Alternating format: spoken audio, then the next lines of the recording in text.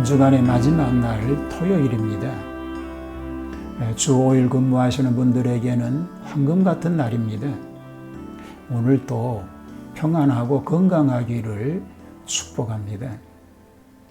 오늘 이야기는 교회에서 벌어진 특별한 사건을 소개하겠습니다. 예배 시간에 술에 취한 남자가 갑자기 나는 예수다 라고 소리를 쳤습니다. 성도들이 당황하는 가운데 한 예배위원이 마이크에 에코를 넣고 거룩한 목소리를 흉내내어 난 너를 보낸 적이 없노라 라고 말합니다. 그러자 그 남자가 조용히 교회를 빠져나갑니다. 이 사건은 하나님의 음성을 듣는 것과 관련하여 몇 가지 교훈을 줍니다.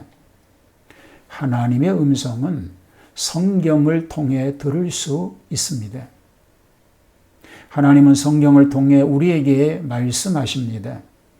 성경은 하나님의 영감으로 기록된 것으로 우리가 하나님의 뜻을 알 수 있는 가장 확실한 길입니다.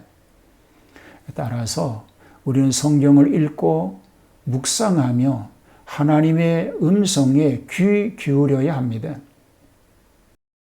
하나님의 음성은 성령님의 인도하심을 통해 들을 수 있습니다. 성령님은 우리 마음에 말씀하시며 우리를 인도하십니다. 우리가 성령님의 음성에 귀 기울이고 그분의 인도에 순종할 때 우리는 하나님의 뜻을 분별할 수 있습니다. 하나님의 음성은 우리의 마음 자세에 달려 있습니다.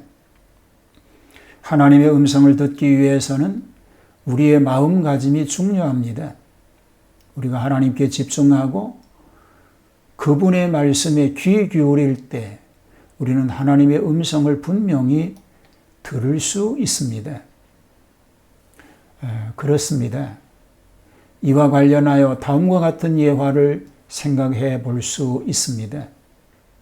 어린 소녀가 예수님의 음성을 듣고 싶어 했지만 그 소리가 어떤지 상상하기 어려워했습니다.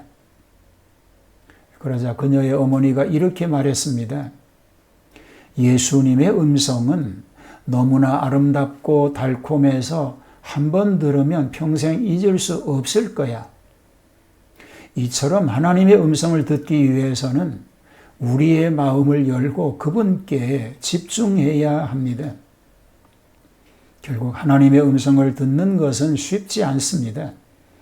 하지만 성경을 통해 하나님의 말씀을 듣고 성령님의 인도를 따르며 하나님께 집중하는 마음 자세를 가진다면 우리는 하나님의 음성을 분명히 들을 수 있을 것입니다. 이를 통해 우리는 하나님의 뜻을 깨닫고 그에 순종할 수 있을 것입니다. 오늘도 하나님의 음성을 분별하는 삶 되기를 축복합니다. 감사합니다.